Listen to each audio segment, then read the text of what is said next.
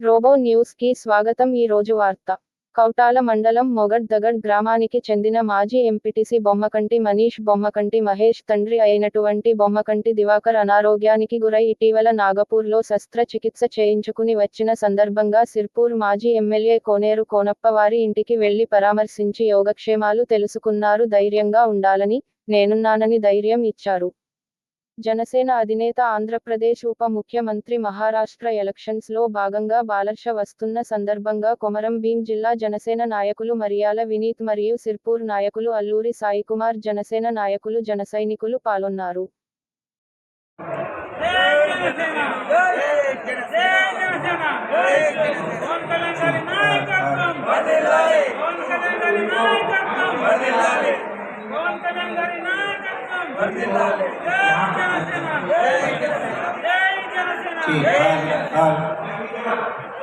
ఔదార్యం చూపిన ఎస్ఐ దీకొండ రమేష్ యాస్టరీస్.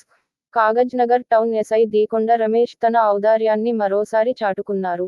ఆదివారం కాగజ్ నగర్ లో గ్రూప్ -3 పరీక్ష రాసేందుకు వచ్చిన ఒక వికలాంగ అభ్యర్థిని స్థానిక బస్ స్టాండ్ వద్ద గమనించి తన సొంత వాహనములో కూర్చోబెట్టుకుని సెంటర్కు తీసుకుని వెళ్లారు. కాగజ్ నగర్లో గ్రూప్ -3 పరీక్ష రాయటానికి విచ్చేస్తున్న అభ్యర్థులకు బస్టాండ్లో పోలీసుల ఆధ్వర్యంలో ఉచిత ప్రయాణ సౌకర్యం